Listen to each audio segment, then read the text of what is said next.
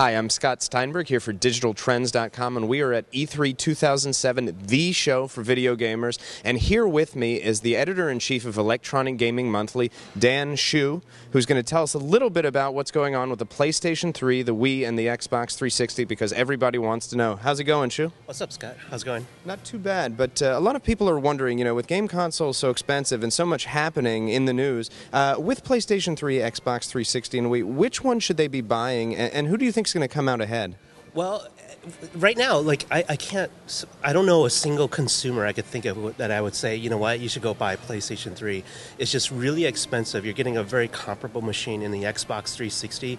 If you're a family that has maybe teenagers or someone in a 20-somethings in your household, maybe, yeah, you want to go the Xbox 360 or PlayStation 3 route. You're going to make them very happy. But I think really for most families, the Wii is still a really safe purchase. It's relatively inexpensive. You know, price of 2 Wiis, you could get a PlayStation 3. I'd just rather have the Wii.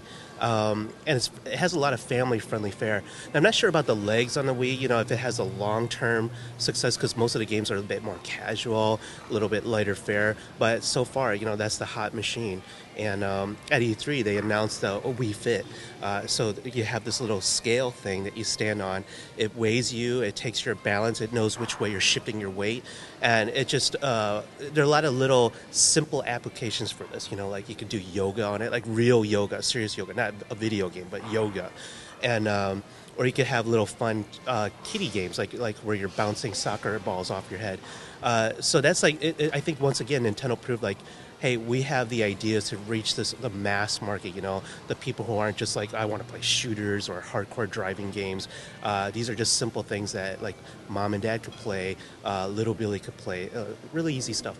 And where does Microsoft sit through all this? Because obviously the Xbox 360 has been out for a while now, and it's got quite a group of games. Were there any interesting announcements here at E3 that might make that the console of choice for parents or kids out there? I don't think really Microsoft at E3, they showed a really solid lineup, but not anything where it's like, whoa, this is really new and exciting. I haven't heard about this before. Because all the great things we're seeing out of Microsoft, like Halo 3, Halo Wars, Mass Effect, some of the third-party games like Grand Theft Auto 4, really solid lineup, great for traditional gamers and the hardcore gamers, but nothing really new and exciting outside of that from Microsoft's camp.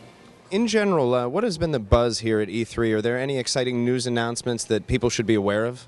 I think Wii Fit is probably the biggest piece of technology or software coming out of any one company for the mass audience, you know, for the general people out there. Otherwise, you know, no big surprises, no big announcements.